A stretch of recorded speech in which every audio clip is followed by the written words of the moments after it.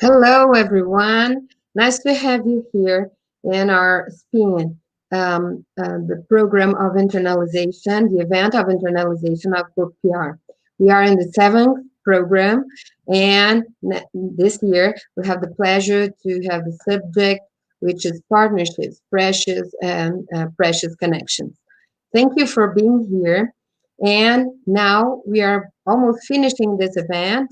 And we are having in this panel the subject, the role of the International Office in promoting quality in higher education. And I have the great responsibility to have here three of the most important directors of internalization of our partners, our important partners, universities, which are, whoa, it's something for me. I'm a little bit nervous, but that's okay. So it's a pleasure to have here. Professor Marcelo Mira, which is our host too. He is the director of PUCPR International. Hi, everybody.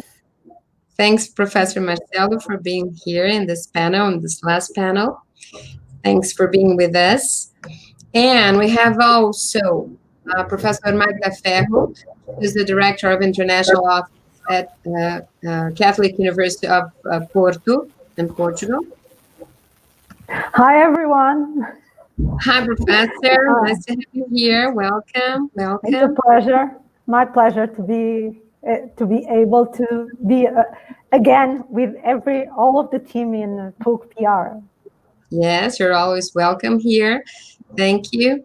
And also Professor Sarah Malcolm. She's the International Director of Partnership and Partnership Manager of Kent State University and Director of the Global Education Office. So welcome, Professor Sarah. Thanks for being here too. Welcome. Thank you. I'm looking forward to our session today. Nice to see everybody. Yes, I think it will be a great conversation because we have three of the most important directors of internalization all over the world. Yeah, that's it. Let's go for it. So, that's it. So, professors, can I call you just you? Yes, okay. Please. Of course, please do. Yes. Okay. Today we're going to talk about something which is very familiar and natural for you in your office, in your duties, daily duties. We're going to talk about the role of internalization in higher education. Since we have here directors of three different not continents, but different parts of the world. So we have representatives of South America, North America, and European continent. So would you tell us a little bit about the internalization processes and the different roles of the international offices in your countries, in your continents? Could you tell us something about that? And I would ask Professor Sarah, could you start talking to us? Sure, thank you. So at Kent State University, we are a large public university in Ohio, which is in about the center of the United States, or the heart of the United States. We like to say that Ohio is the heart of it all because that's about where we are. So we're a large public research university, and our international office is a centralized model. So all international activity at the university flows through our office. And the structure of that office is we have an associate provost of global education, Dr. Marcelo Fantoni, who you might have seen earlier in the week on a panel. And then I am the executive director of the office, so I oversee a lot of the day-to-day management of the office.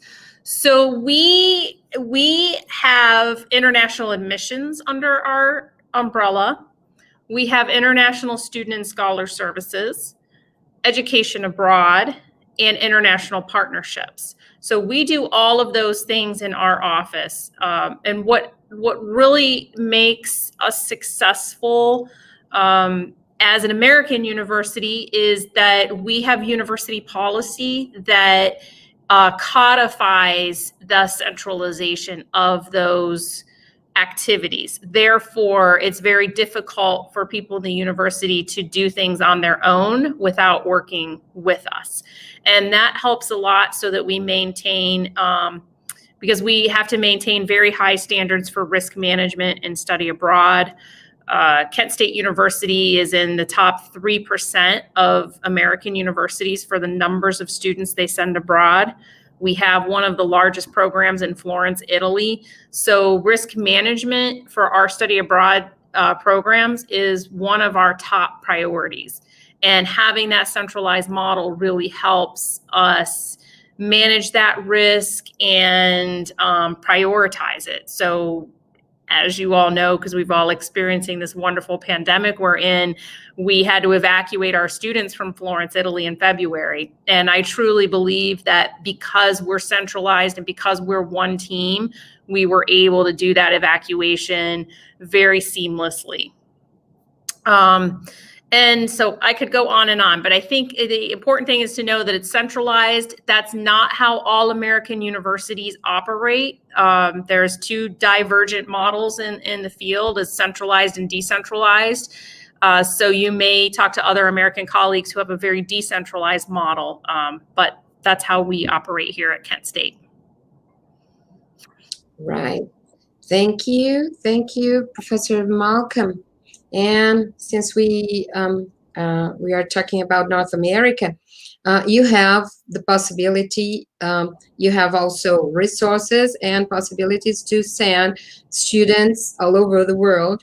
And how about your possibilities of outgoing of your students, and how often they used to go to outgoing, sorry. So ours, because we have a campus in Florence, Italy, that is a Kent State campus, it is exactly like being here in Ohio, except it's in the wonderful city of Florence. It's our faculty, our curriculum. So it makes it very seamless for students to be able to go there because they don't have to worry about transferring credits. But we also have other programs for students as well. So we have an active student exchange program where students go all over the world, everywhere from Japan to the UK to, we have students in Portugal. Thinking of Magda, we have a partnership in Portugal where we exchange students. And then we also have faculty-led programs where faculty lead short-term programs for students that are tied to a class or a special topic. So we want to have a model where students at there are a lot of barriers for students when it comes to study abroad, as you all know. Finances is a big one. So having the shorter programs allows students who can't afford an entire semester or a year abroad to have that experience. Also, we have students who are in programs that are very lockstep and don't have a lot of flexibility. So if they can do a study abroad program in the summer or during spring break, that gives them the opportunity to do that. So we like to make sure there is a lot of opportunity and a lot of availability for students.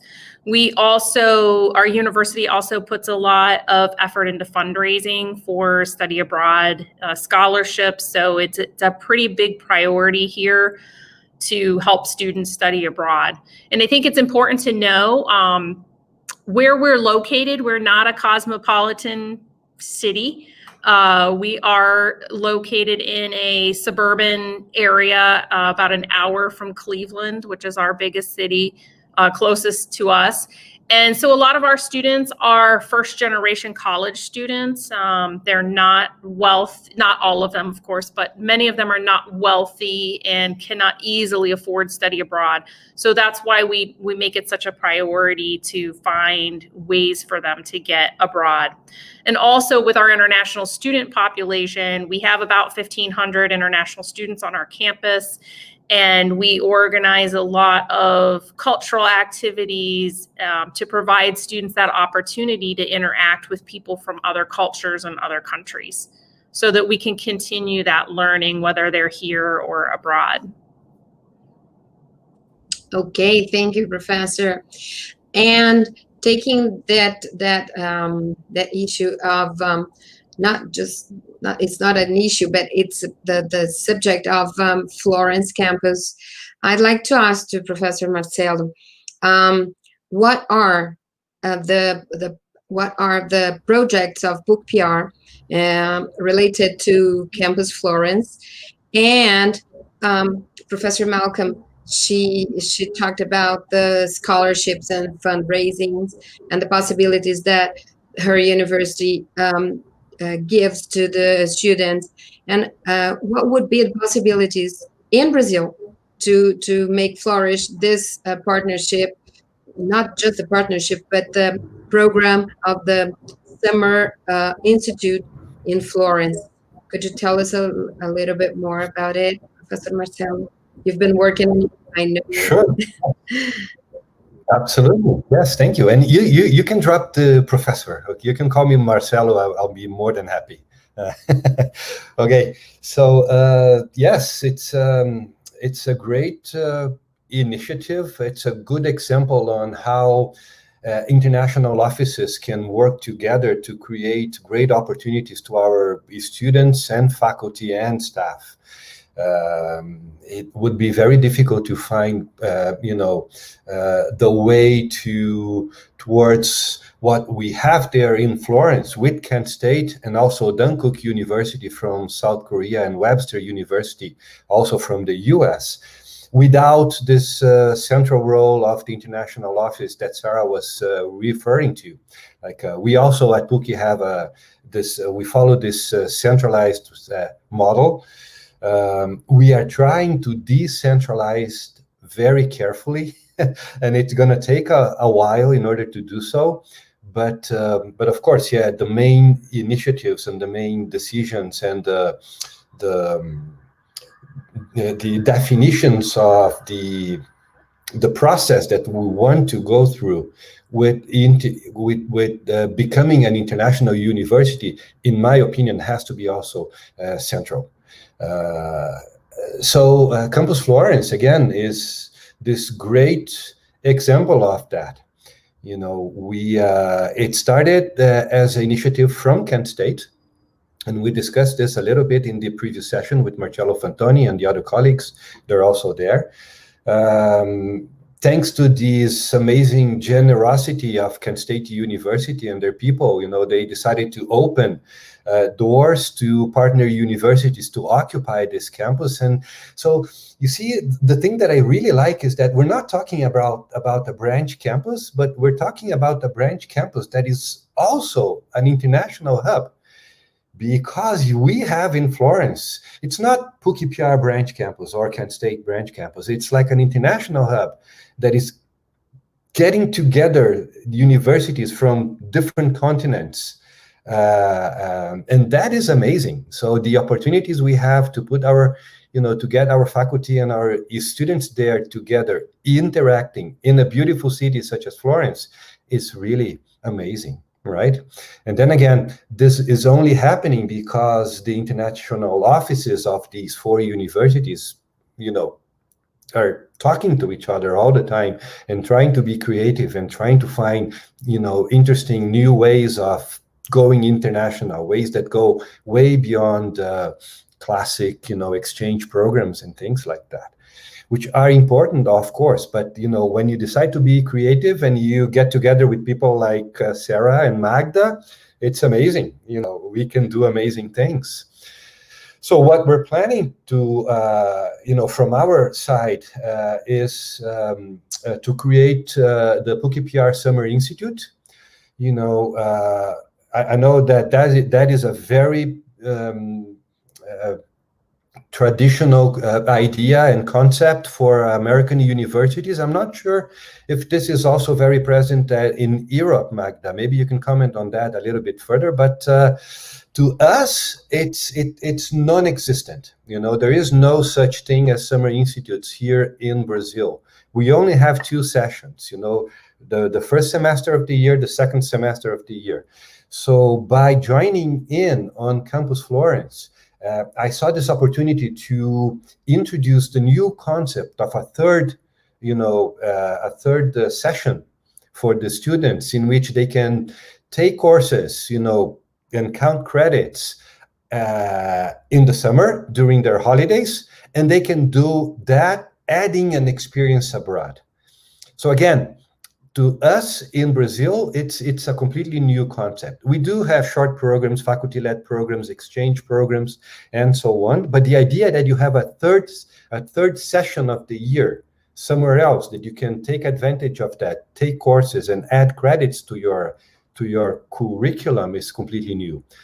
So I don't know if you all know, they're watching us, but I went to Kent. I spent almost a year in Kent. I am just recently back to Brazil. It was an amazing experience there. And just to learn with Kent State, how can you build a summer institute? And it was amazing. I learned a lot. And I'm happy to say that probably you will see PUCPR Summer Institute coming up by the beginning of next year. We were planning for this year, but because of the pandemic, it's not possible. Campus Florence is shut down. But maybe January next year, we will have the official launch of PUCPR Summer Institute, Summer Curitiba, right? And then in July, probably we'll have our first offer in Florence for the PUCPR Summer Institute and the European Summer. Okay, thank you, Marcelo. Thank you. Sure. Magda, can I call you Magda, isn't it? So, Magda, you have a book, an interesting book about higher education, the internalization of higher education. And you take some important notes about different successful internalization strategies, identifying and describing available tools, and I think this is very nice. I like this managerial approach of the internalization programs.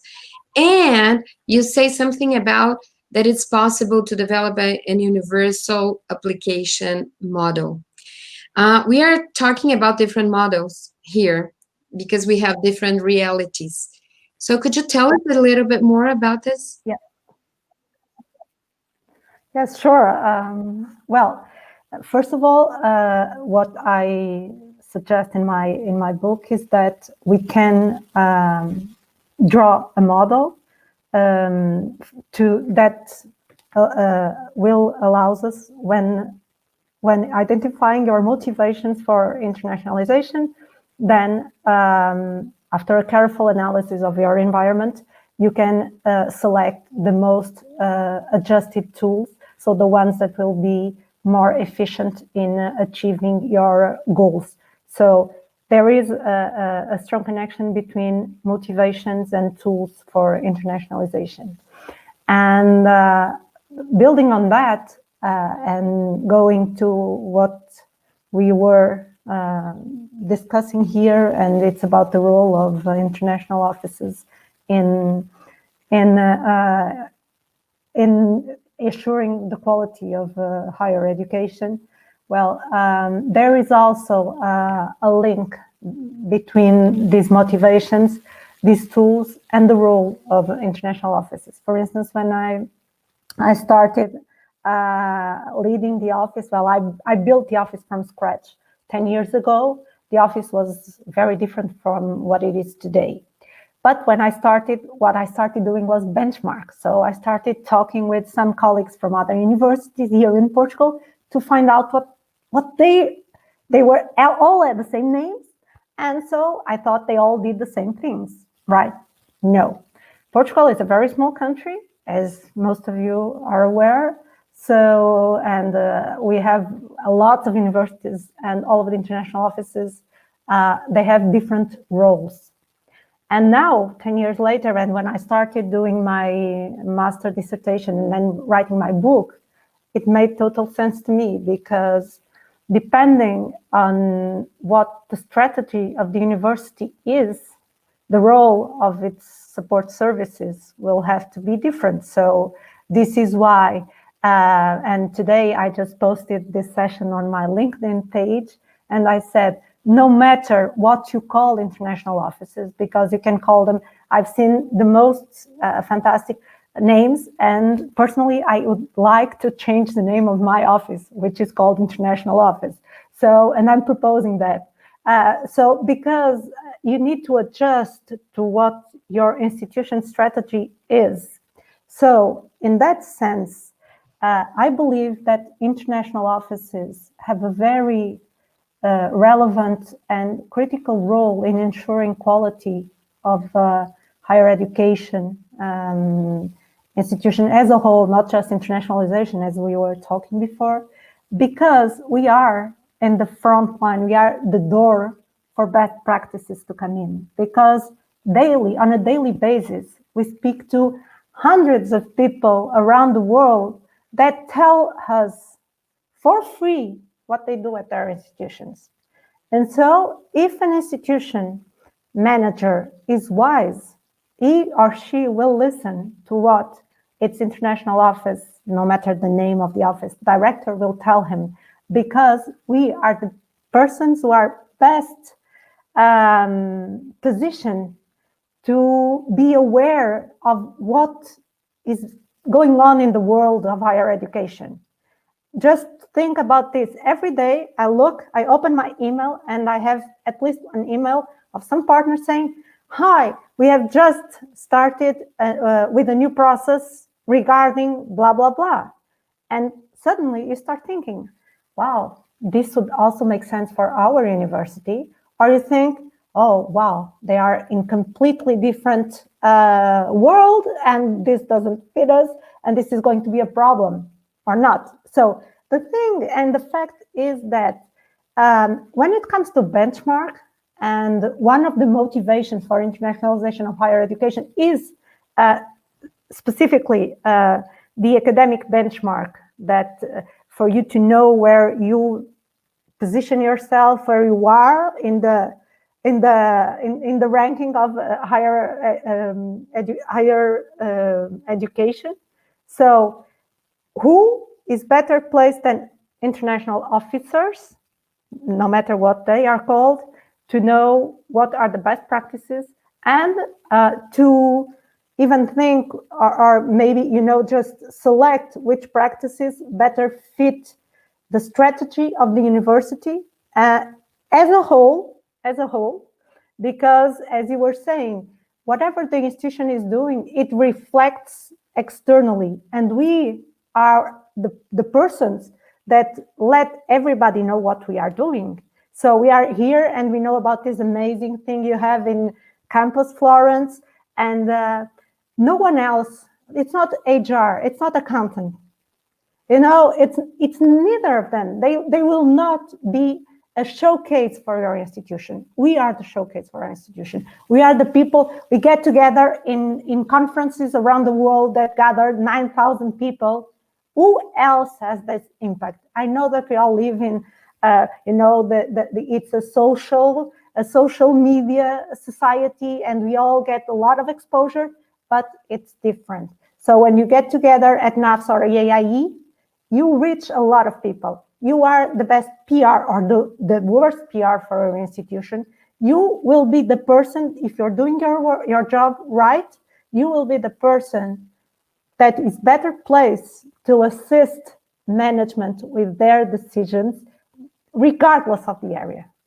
It can be human resources, it can be whatever, because you know that because you have a partnership with Kent States or PUCPR, you know that now they are using a PhD system that is very good for universities. Or you know that they are using the social media that targets students, international students.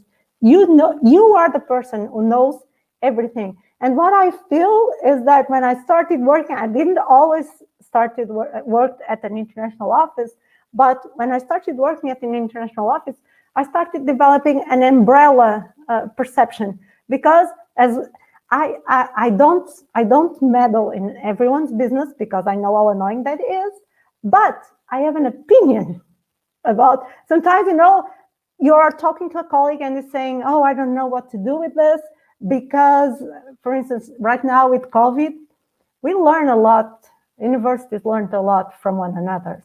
And we saw, like, for instance, here in Europe, it happened first in Italy, and we had time to answer. So when first case of COVID happened in Portugal, I was the one that knew better what other did, because no one in Portugal knew. But I had been in touch with our Italian colleagues, with our Macau colleagues, you know, Korean, Japanese, and they had it first. So they had some experience, and I could build in that experience.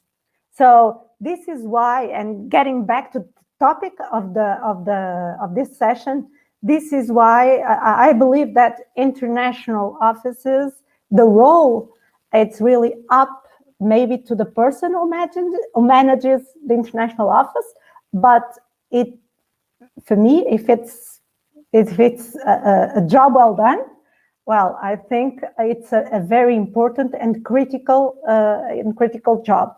Just to finish on the International Institute, well, in Portugal and in Europe, it's, well, we have a students' exchange tradition. And as I was saying, whenever I started benchmarking with other institutions in Portugal, and there was only one thing in common with every international offices, that was Erasmus. Erasmus, I mean, for an European person, when it comes to exchange, it all goes down to Erasmus, because Erasmus, by setting guidelines for exchange, by making a lot of processes easier, like recognition, credit recognition, by grading scales. Of course, there are always issues, and there are always things that, I mean, we are not all the same. We don't speak all the same language. We don't have the same system, despite of Bologna. But the fact is that Erasmus, and personally, I believe it's the most successful program of the European Union as of Europe, and has helped a lot universities in Europe, not only because it had funds. So we were talking about funding issues. Although individual funding for students is not that huge, it's always, you know, it's always something that always helps. And for institutions, you know, European institutions who have an Erasmus charter and who apply for Erasmus funding for students, we also receive a lump sum for organizing. And so that's how most of the international offices in Portugal, at least, were born, because of Erasmus, because there was a lump sum for organizing exchange, students exchange. And so this is why before Erasmus, I mean, research activities, it's almost organic to universities. So you'll always find international research activities, but you wouldn't find students exchange. You wouldn't find any other activities. For instance, I believe that in the US, or I don't know how it is in Brazil, I mean, there are globally more students going abroad, but I don't think there's such a gap as it was in Europe with the Erasmus program. So when it comes to international, so exchange is now in the DNA, at least within Europe, exchange is in the DNA of every student. So whenever they are applying to university, one of the questions they ask is, can I go on Erasmus? And they are still applying for the university. Again, funding helps, but I'm sorry, you were Marcelo. I'm sorry, I get excited and So I think you were going to ask something. Yes, I was about to say that I knew this program at Erasmus, and when I lived in Italy, and I do my doctorate there, and it's an amazing program because I had classes with so many European in my class. It was really amazing. It's a very successful program, very strong and successful. So thank you, Professor Magda. Can I say now, something? I just want to take something that Magda said, and I was thinking here because Magda, her point is that the international offices are the core of the internationalization process of every single university, right? And I was thinking, my very first day as the head of the international office at PUCI, and my team that is watching us now, they're probably going to laugh, the ones who were there at the time, because I came to the room and I introduced myself as the new director, and I said, your main role will be to prove to me that you are important somehow. and the reason I said that, and that's why I'm bringing this to the discussion, like adding gas to the fire, is because I come from an academic background. I am a professor and I'm a scientist for 30-something years, right? So my perspective of the international offices as a scientist and as a faculty member was completely different. And I was my position towards my predecessor, who is a good friend of mine, was always saying, what? Don't come to me with spreadsheets to fill up and there's all this bureaucracy, because I'm fine. I am doing my stuff. I am international with my research. My students are coming up and down. I don't need you. Just let me work, don't come with all these complicated things. So that was my mindset when I came to take the office there, 7 years ago. So and of course I was totally wrong. I understand the role of the international office much better now, but I always have this in my mind, in the back of my mind, and the motto of our office today still is, we have to try to help without disturbing. If something is working and you don't, sometimes the best thing you can do is nothing. Just let it run, right? So that's what that is the mindset that I try to bring to the office and to my coworkers there. And I would love to hear about you guys. Do you have, because just one final touch. I think that going international to a university as PUCI in Brazil is really changing a culture. And to change cultures, you have to be patient. You have to have, somebody working with you and not for you. So the whole process of removing the big stones of the way, and making people's life easier brings them to the scene as protagonists of the process. And so they don't have to react to it. And that, I think, we are managing somehow to do, and it's helping a lot. So what do you guys think about that? Sarah, yes.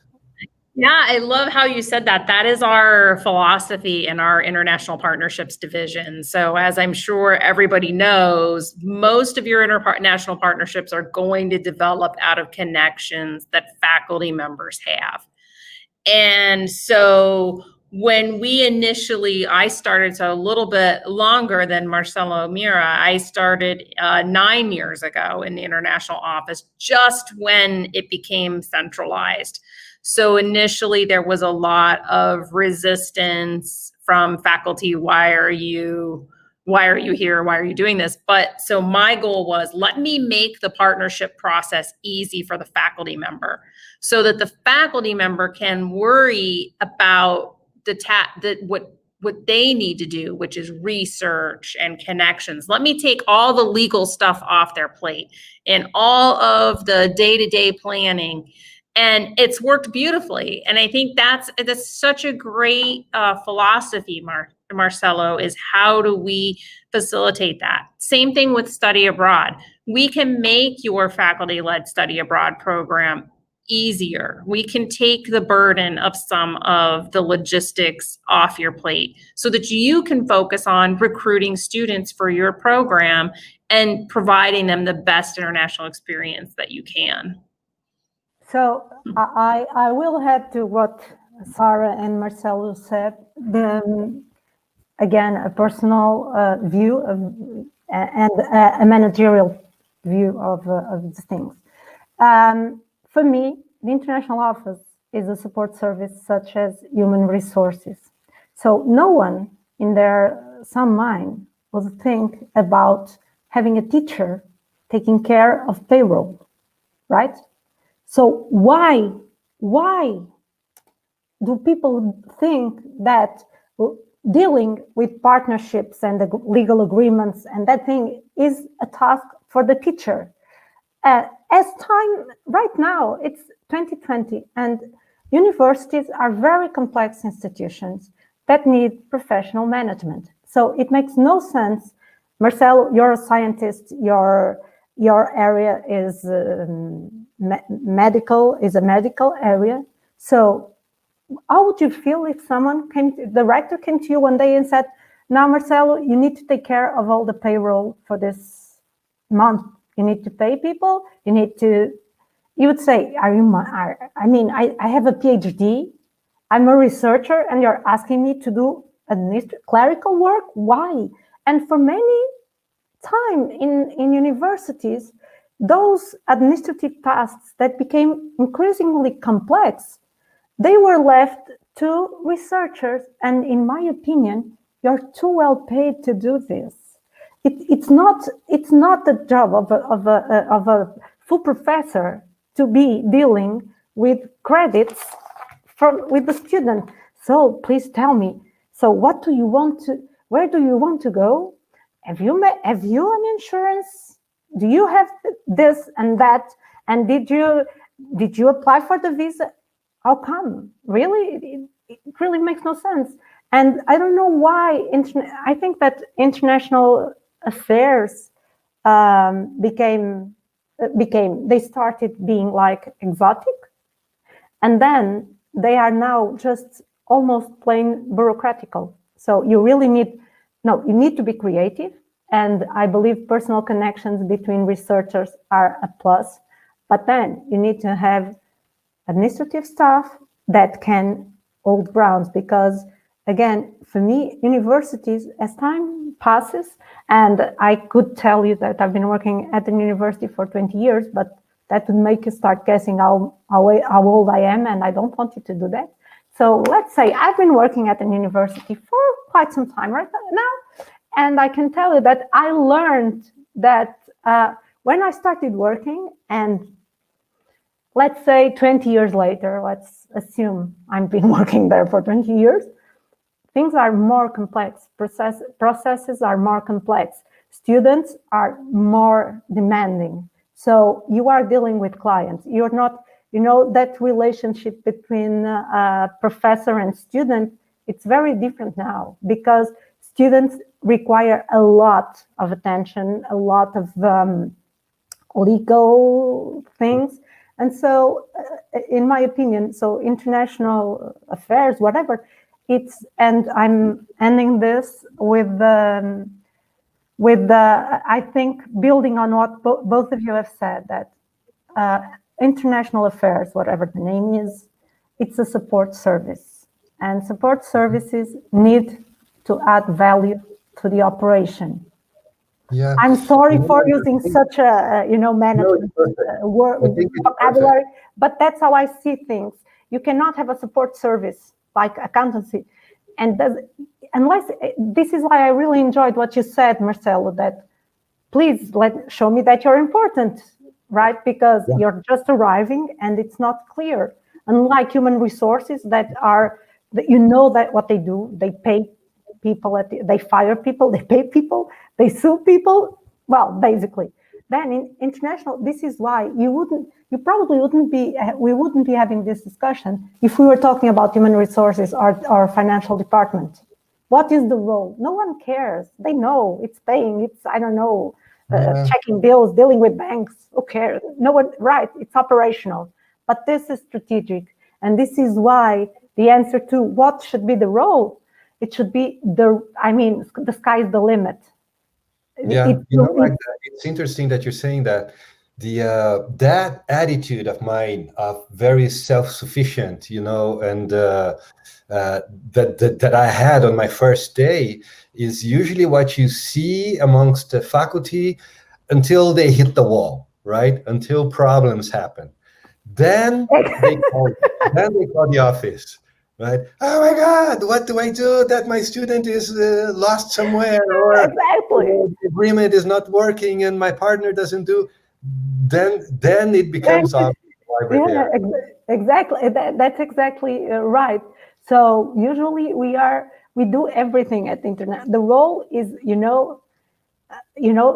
sorting things out, dealing with the most unbelievable situations that students get into, right?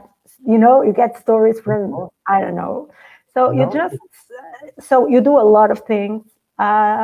But again, I think, and this is why I really love that we are discussing this topic, because sometimes we are working and no one asks the previous question, that is, what are we doing?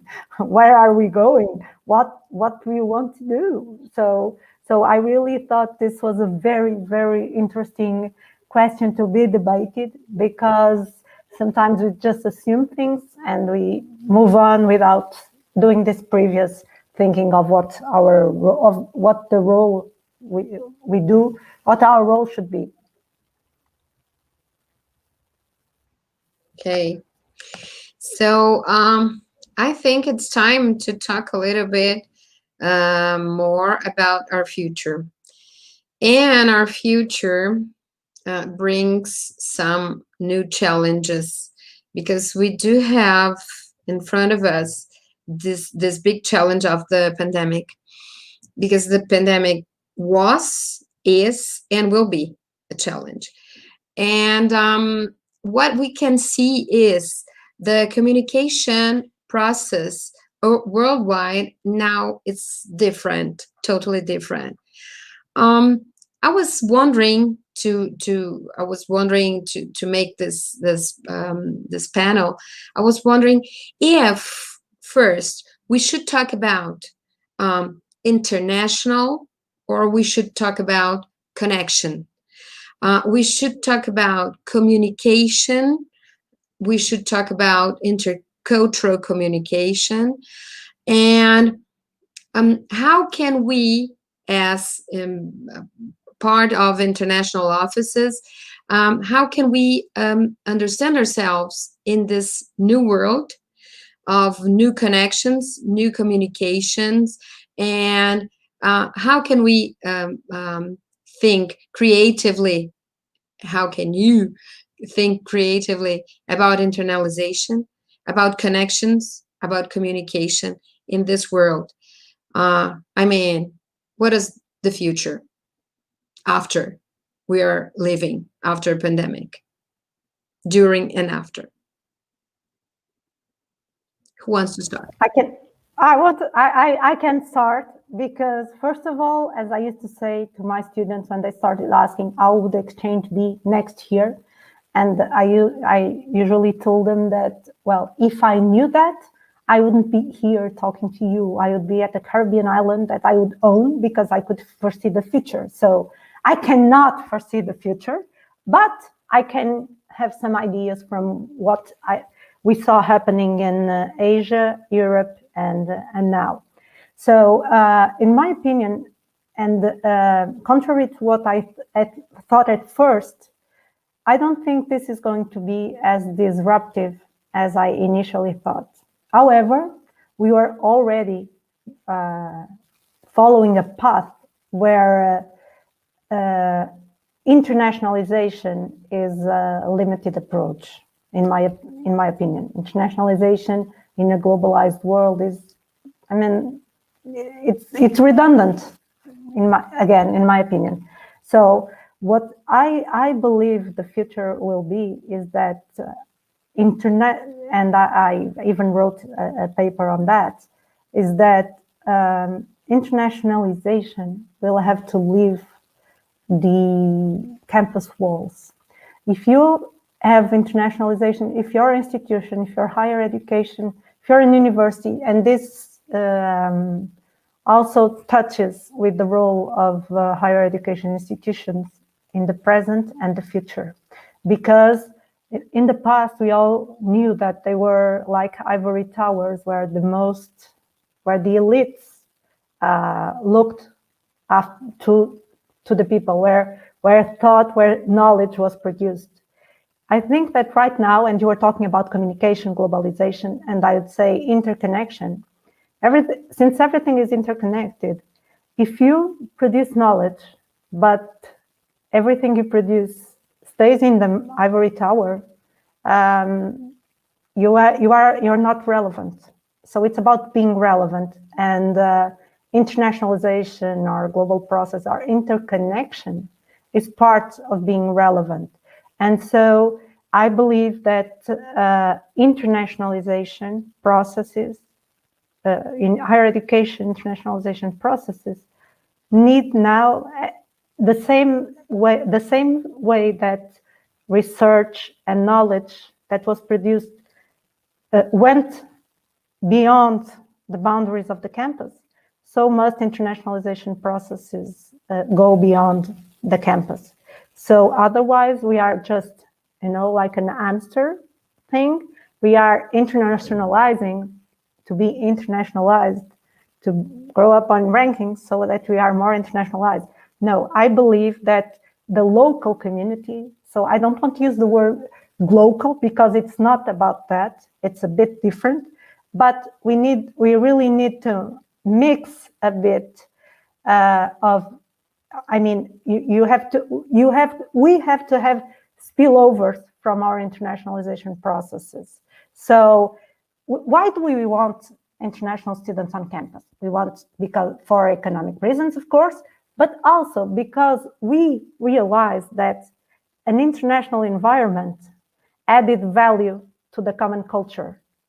So if you can bring those students to the community, and right now we are working at Universidade Católica in Porto in a project where we are developing with local partners projects, short-term exchange projects where international students can come to Porto and work with local communities within integration of foreigners, whatever. And so they can, it's a bit of a difference, when you go on a tour from an agency or you go backpacking. So you have a shorter experience because you don't have the time or the money, but you still get to know the place besides the pictures you see on Facebook. So it's a bit of, bringing the internationalization added value to the local community, because in my opinion, we need to be relevant for the local community, and internationalization and local communities are should be much more in touch than they are right now. So you can do this in very different ways. And about the pandemic and the future, I mean, we won't be able, I believe that we all have the need to move around. I've seen this as we were talking. I went to Spain for holidays, and why? We have amazing beaches here because I needed to get away. I needed to not listen to the news. I don't want to hear my language. I want to, feel that I have disconnected from my daily routine. So this is my perspective. Again, if I really knew what the future would be, I would be in my private Caribbean island, enjoying a daiquiri or something. Yes, it's something interesting that you said in your remarks about interconnection and internalization. I think this is a good point. And Sarah, could you tell us something about intercultural communication, since you are a member of NAFSA and you give trainings about it? What is your perspective of intercultural communication, interconnections, internalization? Could you give us some thoughts? Yeah, and I think it's interesting, as difficult as things are for all of us right now because of the pandemic, it is an opportunity for the international offices, because we can't solve this pandemic with one country working by themselves to fix it. We need scientists and publicists and business people and executives. We need all of these people to come together who have the intercultural competencies, who can recognize some of the differences culturally as to how we respond to things and how we can better inform people to improve the situation that we're in. We can't get the vaccine without working together. We can't stop the spread without it working together. So I feel like now more than ever is a time when the spotlight should be on international offices, and it should be on our role as educators to expose students and educate students on these ideals. This is why you need to go to college and study. It's not just to get a degree. It's to develop these skills to be a citizen of the world that we're in, because you don't know what's going to happen. You don't know who you're going to be working with or where you're going to be working. So now more than ever, it's important.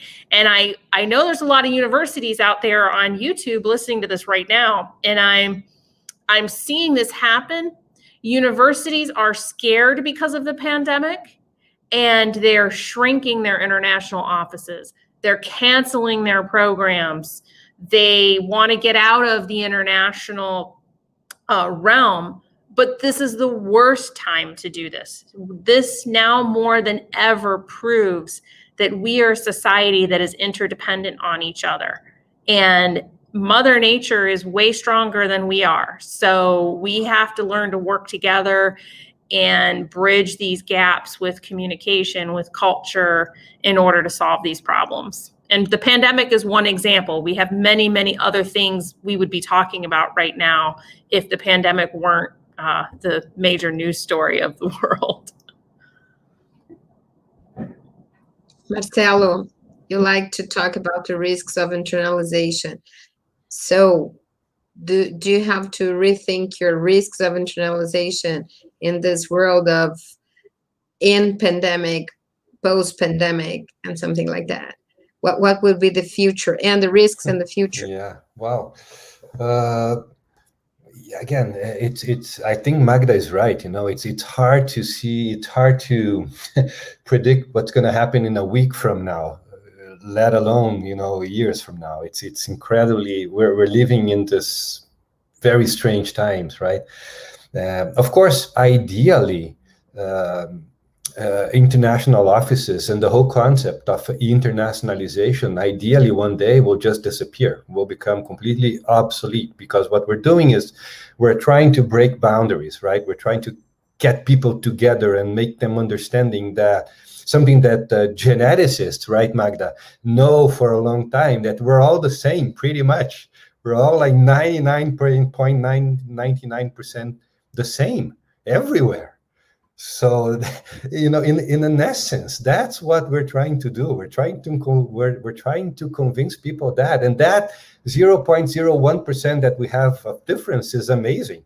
Is in fact what makes us interesting and different and creative, and right, doing all this. So like a better as a species. So ideally, we'll all disappear as international officers and as running international offices. But however, I don't see that happening in the near future, unfortunately.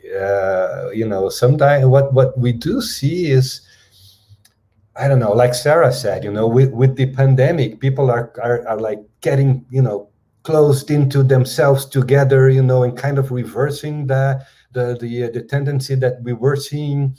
And then we see politicians all over the world, building walls and not tearing down walls. It goes the opposite way. We don't want to see that. We're seeing it everywhere. So as optimistic as I can be of thinking of a future that will be irrelevant as international officers. I don't think it's going to happen anytime soon. So we'll still have a long way to go. In a more practical way, I think that, you know, us at PUCPR, the future of our international office, the near future, is decentralizing. Just to go back to like a big loop, right? And what Sarah was saying when she started this meeting. I think we have to decentralize now. I think our major challenge is to bring all the way to the students and the classrooms and the faculty and the offices everywhere at the university, the ideals and the concepts of being an international community, you know. So that's what I think is going to happen to us. So yeah, but we do have a long way to go before we become irrelevant. Don't worry, girls. You know, we'll still have a lot of work to do. Don't you think it depends on what you realize that it's the international office is? I mean, what are our deliveries? What we deliver? We deliver knowledge. We deliver mobility. We'll deliver physical exchange. Well, what do we deliver? You know, it's a good point, but we deliver, in my opinion, we deliver added value to the educational process of the university.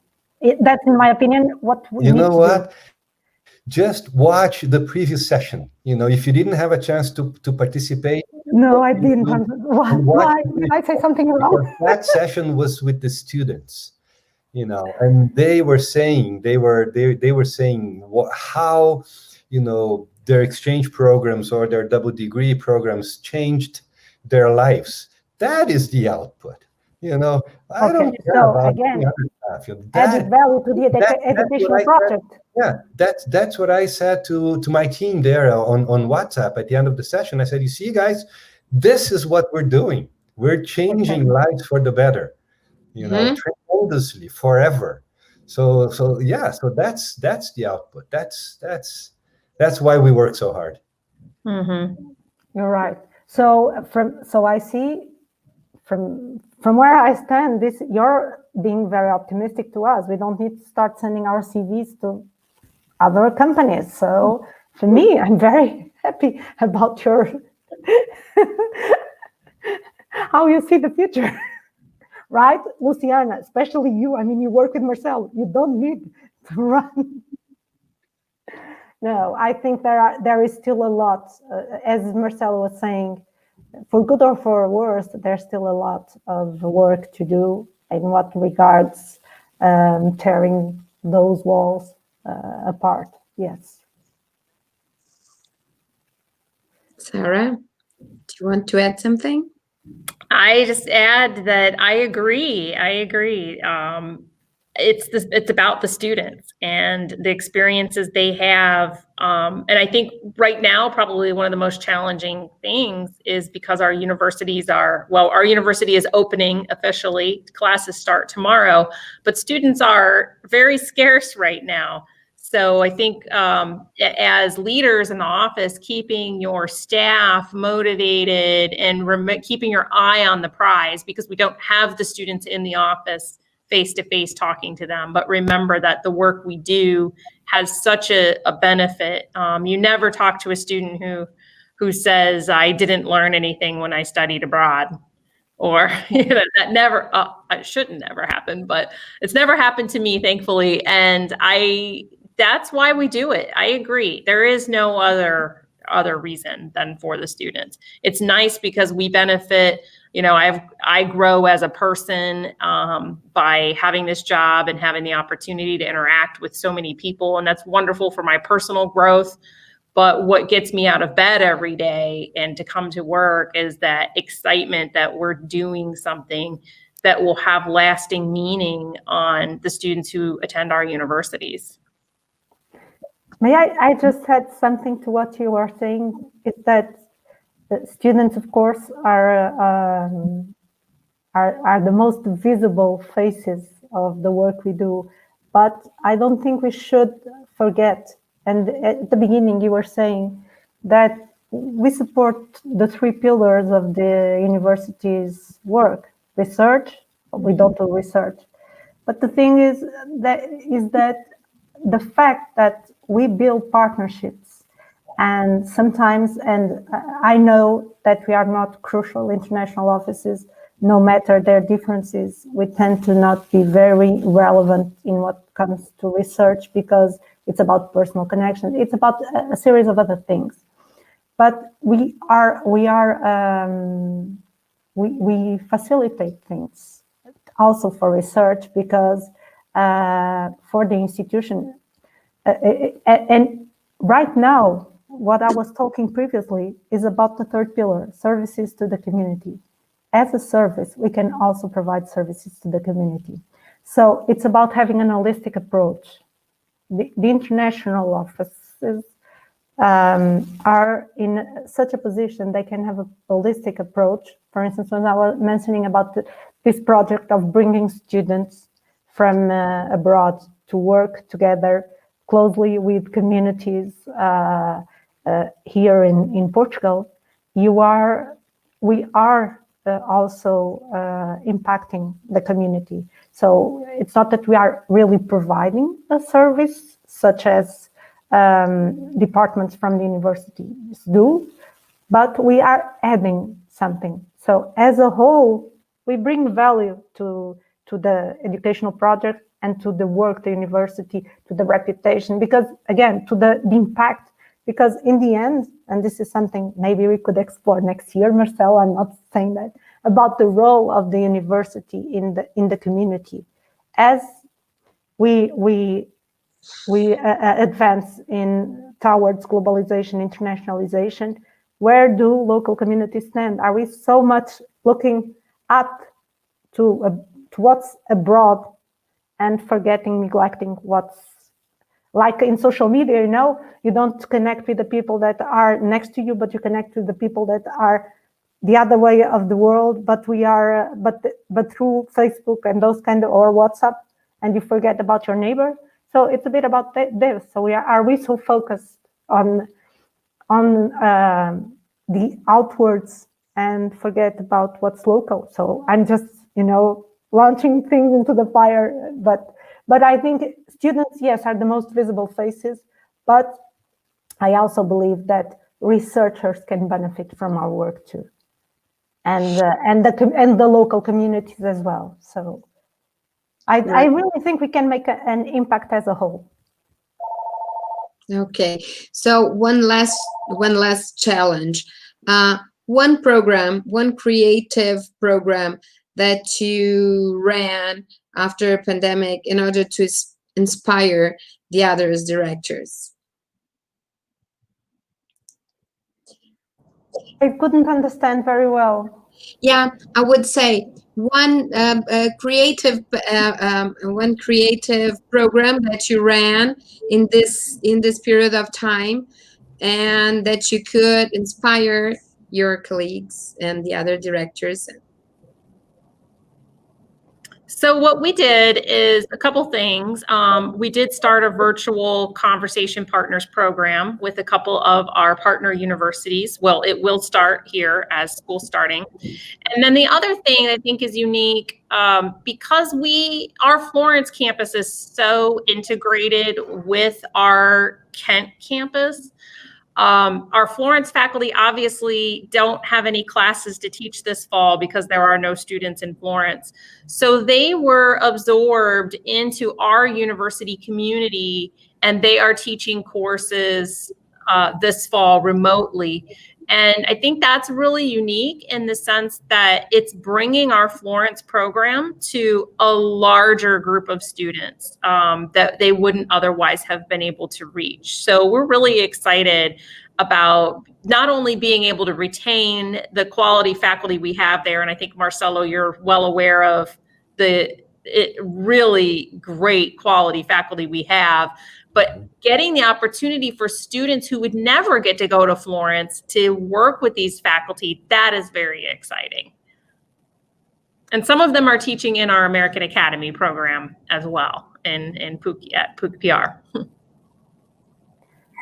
So here in Porto, I mean, I have to say, I don't think we did something very creative or innovative. Pandemics, it's on the beginnings of March.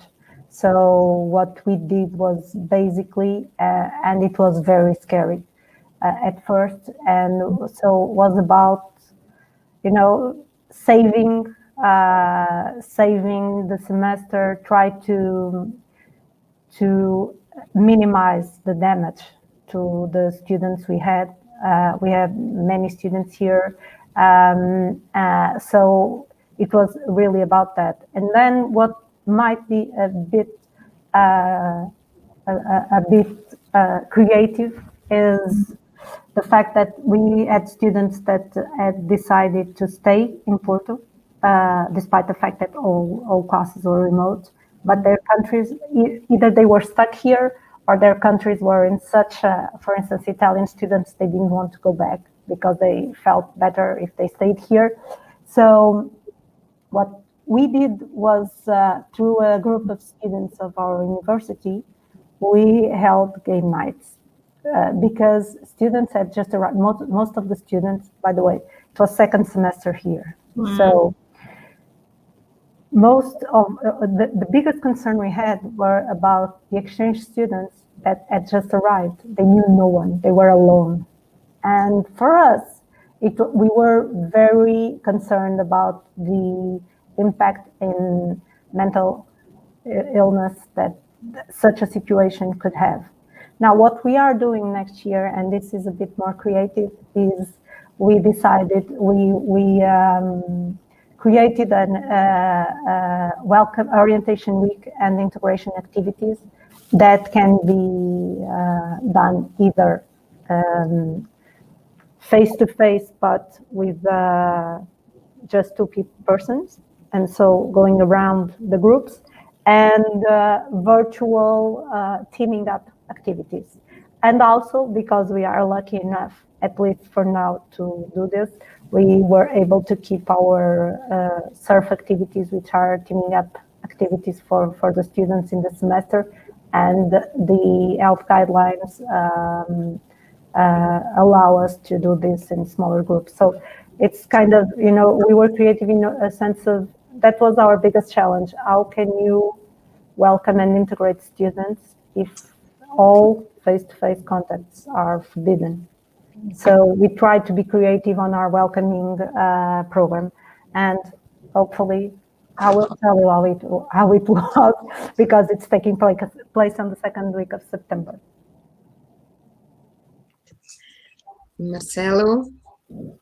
Yes, I was thinking here. It's I don't think we're doing anything very creative, triggered by the pandemic. Really, what we're doing, we're just trying to move on with our projects. We're doing a lot of, as you know, Luciana, a lot of internationalization, home, exciting things, right? And I think we're going to move towards that with the Global Classes program, with the International Agents program, and so on. I really, this is me. This is really me. I have this characteristics that I'm reluctant to react immediately to something as dramatic as the pandemic that we're living through. I tend to, step back and watch and assimilate things before we do like a major move. Of course, we've done a lot to protect our students who are abroad, to protect our international students who are here in Brazil. We were very successful in doing that, and I'm very thankful to my team that's been working extremely hard to make that happen. So it's not that kind of that you have to have, right? You have to react fast, yeah. But then thinking of major structural programs triggered by the pandemics, we're still not there yet. I think we still need to observe and process and learn in order to actually do something. There will be something coming, of course. We're all being forced. out of our comfort zones, right? So, and we are creative people, but I can't think of something specific other than, you know, just trying to do what we do the best we can and hope for the best. This thing will get through it, you know, and we will get through it, and we will emerge at the other side as better institutions and better person. Right. So we are almost finishing the panel, but I would like to tell you about some comments from the audience. So we have the comment from Henry. He said, it's all about the students. We are changing lives for the better. And from Viviane Martins, it's so nice to see people passionate about internalization. From Celine Blondeau, Magda, I'm very happy to attend it, even if it's very late in France. Come on, a comment of Celine Blondeau. Yes, indeed, Viviane. I'm also fond of this subject, and I agree with Sarah, Magda, and Marcelo. Many great thoughts. So I think this is it. I think this is the end, but for just this year. And I'd like to thank you all for your thoughts, for sharing your comments, your inspirational attitudes.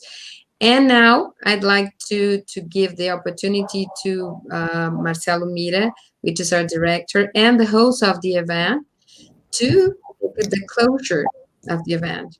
Please, All Marcelo. right. Thank you, Luciana. Thank you. Well, first of all, thank you, Sarah. Thank you, Magda. It was fantastic. I knew it would be. It was amazing to have you guys here with us. Let's do this more often, okay? It's easy. We just sit down, we turn on our cameras and our computers, and we talk. And we know we like to do that, right? Okay, so again, thank you so much. It was really amazing. Remember that all of the sessions will be available on YouTube. You can access all the sessions, including this one, of course. Luciana, thank you so much for hosting the session. It's been great. You're a great host. And with that, we conclude the 7th edition of the Symposium PUCPR on Internationalization. Amazing. Thank you so much, guys, for doing this. It was a huge challenge, and I think it was a very successul one. Thank you, and I'll see you again. Thank you all. See ya, Sarah. We hope you're in Brazil and Magda too. Everybody, bye. See ya. Bye.